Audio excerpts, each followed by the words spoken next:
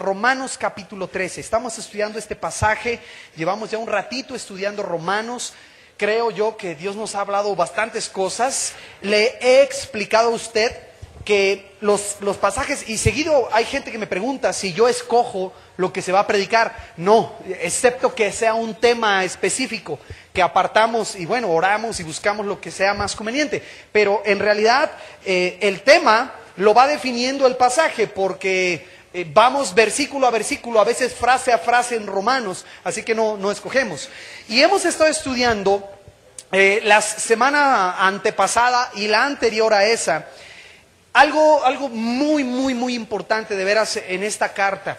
Tiene usted que recordar que cuando usted abre su Biblia, en su casa, en el metro, en el microbús, y la abre en Romanos, ese libro fue dejado allí para que usted pueda aprender qué es lo básico del Evangelio, ¿sale? ¿Qué es lo esencial? Mucha gente ve diferencias en los grupos cristianos, obviamente. Nuestros hermanos que están aquí enseguida tienen una manera de adoración diferente a la nuestra. La iglesia que está aquí pasando Eduardo Molina tiene una manera de organización diferente. Y aquellos hacen una cosa y estos hacen otra. Y la gente pregunta, bueno, ¿por qué la diferencia? Y aparte, ¿qué es lo que tienen en común? Si nosotros quitásemos todo lo secundario al Evangelio y quisiéramos saber qué es ser cristiano, independientemente de la diversidad, qué es ser cristiano, Romanos se lo enseña. Toda la carta a los Romanos está escrita para darle a usted y a mí una perspectiva de lo básico del Evangelio. Y en el capítulo 12 empezaron los deberes que los cristianos tenemos. Porque aunque somos libres por la gracia del Señor, tenemos deberes, tenemos obligaciones. Y la Biblia nos enseña cuáles son nuestros deberes hacia Dios. Y lo primero que nos dice es que nuestro deber es que nosotros debemos vivir como sacrificio vivo. Luego nos enseña los deberes hacia nuestros hermanos. ¿Cómo debo de portarme con ellos? Y me dice que lo tengo que amar. ¿Qué debo de hacer con mis enemigos? Tengo que darles un vaso de agua para amontonar las cosas de fuego. Luego nos dice qué debemos de hacer con los inconversos. ¿Cómo debo de tratar yo con ellos? La Biblia nos enseña. Luego cuando entramos ahí a unas partes del capítulo 13, nos dice cuáles son nuestros deberes con el gobierno. ¿Qué debemos de hacer los cristianos? Someternos al gobierno, obedecer nuestras leyes. Debemos de ser ciudadanos ejemplares. Y al final del capítulo, bueno, no al final, a partir básicamente del versículo 8 de su capítulo 13, aprendimos un poquito qué dice la Biblia de las deudas.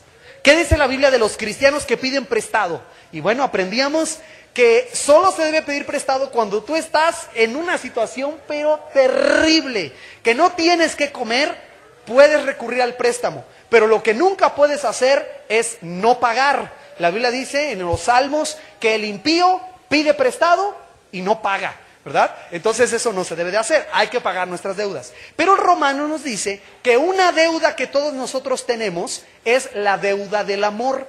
Es decir, aprendíamos que cada que usted ve una persona, usted tiene que entender y recordar que usted le debe a esa persona amor. Ella no le debe a usted le debe a esa persona amor, entonces tenemos que amar. Dice tu versículo número 9, no adulterarás, no matarás, no hurtarás, no dirás falso testimonio, no codiciarás y cualquier otro mandamiento. En esta sentencia se resume, ¿cuál? Amarás a tu prójimo como a ti mismo. El amor no hace mal al prójimo, así que el cumplimiento de la ley es el amor. Entonces, ¿qué dijimos en esta parte? Aprendíamos que hoy en día un cristiano no se distingue por cómo se viste. ¿Usted ha visto de repente esas congregaciones de hermanos, de nuestros hermanos cristianos, donde todas las hermanas van como con uniforme? ¿Las ha visto que todas las hermanas van con falda negra, abajo del talón, ¿verdad? No abajo del tobillo, abajo del talón, y traen una blusa blanca de manga larga, con cuello acá hasta arriba? Se están asando, pero traen una... Y traen un velo. Y mi esposa y yo a veces hemos ido en la calle y vemos a unas personas caminando y decimos, son cristianos. Porque ve usted a la hermanita con la falda hasta abajo, negro y blanco, el hermano con su Biblia, ¿verdad? Y su corbata. Y decimos, mira, son cristianos, se ven como cristianos. Pero en la Biblia nos enseña que un cristiano no se distingue por cómo se viste. No se distingue por traer pulseritas de Jesús, no se distingue por traer pescaditos en la camioneta, ¿verdad? Ni Biblias bajo el brazo. Según Romanos, el cristiano se distingue por cómo trata a los demás, por el amor a su hermano. Eso es lo que dice la Biblia, que distingue quién es cristiano y quién no lo es. Jesús dice, en esto conocerán que son mis discípulos, si tuvieran amor los unos por los otros. Y la semana antepasada estudiamos el versículo 11. Checa lo que dice. Y esto, conociendo el tiempo, que es ya hora de levantarnos del sueño, porque ahora está más cerca de nosotros nuestra salvación que cuando creímos. Entonces aprendíamos que hay cristianos que viven dormidos, están dormidos. Y la Biblia dice que tienen ya que levantarse, que tienen que despertar y empezar a vivir una fe que se note que es una fe real. No es una fe del domingo en la que vienes y sueñas que eres cristiano. El cristianismo es algo que se vive en tu casa, en tu trabajo, con tu vecino, cuando vas manejando, cuando te van apretando en el metro. Allí es donde se vive el cristianismo. Es una fe real. Y aprendíamos entonces, la semana antepasada, Pablo nos puso un despertador. Y a algunos de nosotros que andamos como aletargados allí, como somnolientos, la Biblia nos dice, hey, ya levántate, empieza a vivir como cristiano. Y el día de hoy vamos a aprender algo bien, bien interesante, hermano. Usted... ¿alguna ocasión ha tenido una perspectiva de las cosas que obviamente no es la correcta y que después tiene que venir alguien o algo a corregir su perspectiva de las cosas? Siempre nos pasa y le llamamos a eso malos entendidos. Hay información que se pasa mal o incorrecta y se atraviesa y tenemos malos entendidos. Tiene que venir la verdad, ¿verdad? Descubrir el asunto, aclararlo y entonces decimos, ¿verdad? Y nos cae el 20 del asunto. Hoy en día existe entre mucha gente esta idea humanista acerca de que todas las cosas están bien, de que el mundo es un lugar precioso, ¿verdad? Y claro, en un sentido lo es, pero tienen este sentido positivo, optimista y a veces irreal del mundo en el que vivimos. Son personas que viven como en una burbujita y les gusta cantar kumbaya tomados de las manos en una fogata y todo es lindo y hermoso, ¿verdad? Y sus canciones y todo es precioso y el mundo es lindo y se levantan. Y es buena la actitud, no me malentienda. Pero lo que vamos a estudiar hoy en la Biblia nos revela la verdad de la situación que vivimos hoy.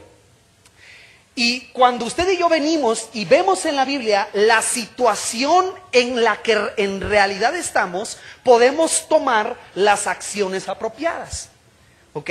Usted ha visto en los edificios públicos, en las escuelas, unos letreritos que desde chiquito les ponen a los niños: no corro, no grito y no empujo. Y desde pequeñitos, ¿para qué? Para que en el momento que hay un terremoto, un incendio, una necesidad de evacuar, se supone que los niños van a salir calmaditos, ¿verdad? Sin gritar, empujar, ni nada de eso. No sucede, los adultos no lo hacemos, entramos en pánico a la primera. Pero la idea es, oye, está sucediendo algo, suena la alarma y usted se espera que reaccione de cierta manera.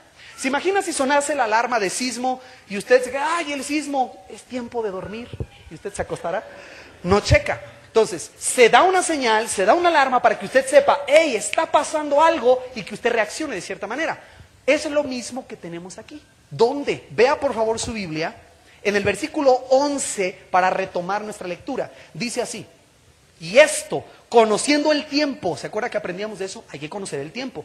Que es ya hora de levantarnos del sueño, porque ahora está más cerca de nosotros nuestra salvación que cuando creímos. Y observe el 12. Lo que usted va a leer ahí es la interpretación bíblica de la situación espiritual y moral que vivimos en estos días. Se lo repito, lo que va a leer en el verso 12 y en el verso 13 es la posición bíblica, la perspectiva bíblica de la situación que vivimos hoy en día. Dice, la noche está avanzada y se acerca el día. Desechemos pues las obras de las tinieblas y vistámonos las armas de la luz.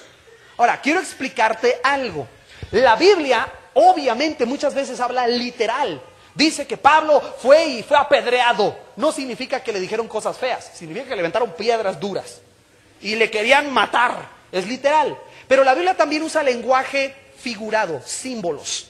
Y cuando Pablo está escribiendo aquí, oye hermano, la noche está avanzada, está utilizando una figura para enseñarnos cuál es la situación espiritual en el mundo que nosotros estamos viviendo hoy. Entonces, mire, le voy a ahorrar tiempo. La Biblia dice, básicamente, y ahorita se lo voy a explicar con algo de detalle, que el tiempo que vivimos hoy nosotros espiritualmente es un tiempo de noche. Ahorita espiritualmente hablando, es de noche, hermanos. Y muchos diciendo, ya se le botó la caneca al pastor, pues, ¿cómo que es de noche, no? Espiritualmente hablando, hoy es tiempo de noche. Y le voy a explicar lo mejor que yo pueda con algunos símbolos que la Biblia utiliza.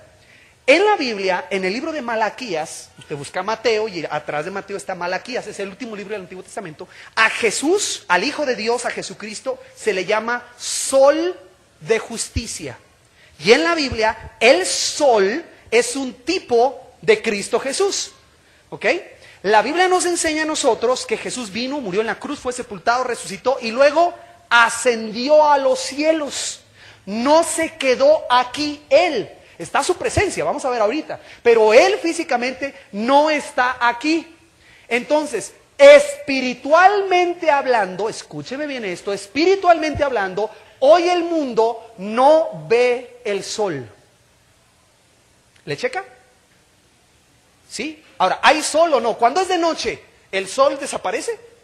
No, simplemente nuestra tierra gira y no lo vemos. Ahí está, pero no lo vemos. Pablo está diciendo, hoy el mundo espiritualmente hablando es así. A ver, vámonos con calma. ¿Qué le parece si usted va conmigo al Evangelio de Lucas? No pierdas Romanos. Pon tu separador allí, pon tu lápiz, tu pluma en ese lugar, en Romanos 13, y acompáñame al Evangelio de Lucas. Y aquí en el Evangelio de Lucas vamos a leer lo que dice la Biblia cuando nace Jesús. Usted ha leído seguramente alguna ocasión en Lucas capítulo 1 el anuncio del nacimiento de Jesús. Ayúdense a encontrar las citas, les agradezco. Lucas capítulo número 1. Lo que queremos entonces entender ahora es que Cristo, hermano, el sol de justicia, no está visible para el mundo. Él está a la diestra del Padre esperando venir. Pero no está visible. El mundo en el que vivimos hoy es un mundo que está de noche. Lucas capítulo número 1, versículo 79. Encuéntrelo por favor, está largo ese capítulo. ¿Ya lo tiene? Están hablando los ángeles y se está dando este mensaje cuando va a venir Jesús. Y dice, ¿para qué va a venir? Dice el versículo 79. Para dar luz, ¿a quién? A los que habitan en tinieblas y en sombra de muerte. Ahora, un segundo. ¿Esa gente vivía en una cueva? ¿Dónde vivían? Pues en el mundo que vivimos todos hoy. Pero la Biblia dice que ellos están en tinieblas y en sombra de muerte. ¿Y Jesús viene a qué? A darles luz. Para dar luz, dice allí claramente, a los que habitan en tinieblas y en sombra de muerte. Para encaminar nuestros pies por camino de paz. La Biblia dice claramente que la gente que vivimos hoy en estos días, espiritualmente hablando, estamos en tinieblas. ¿Por qué cree que a los líderes religiosos les llaman iluminados? Porque como que ellos, estamos en tinieblas y ellos alcanzan a ver la luz, ¿verdad? Hacen un hoyito allí y alcanzan a ver la luz del asunto. Se les llama iluminados. La Biblia dice en Hechos 26, también le pido que lo busque, le voy a dar varias citas. Usted está en Lucas, después de Lucas sigue el libro de los Hechos. Sigue Juan, discúlpeme, y luego sigue Hechos. Encuentre Hechos, capítulo número 26. Hechos 26. Y usted va a leer aquí lo que Dios le dice a Pablo que él va a hacer cuando sea misionero. Él es un misionero que va a ir a predicar la palabra de Dios a otro lado y Dios le dice lo que va a hacer. Hechos 26, versículo número 18. ¿Ya lo tiene? 26, 18. Hechos 26, 18. Dice, para que abra sus ojos.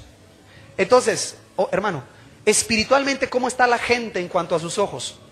Con los ojos cerrados, están ciegos. Y aparte, es de noche. Piénsele tantito. Están con los ojos cerrados, espiritualmente hablando no ven, y aparte es de noche. Y Pablo va a ser enviado para que abra sus ojos. ¿Y qué más dice tu Biblia? Para que se conviertan, ¿de dónde? De las tinieblas a la luz. Entonces, ¿en dónde están? En tinieblas. Y dice que se tiene que convertir de las tinieblas a la luz, de la potestad de Satanás a Dios, para que reciban por la fe que es en mí perdón de pecados y herencia entre los santificados. La Biblia dice de una persona que se convierte en Colosenses. el cual nos ha librado de la potestad de las tinieblas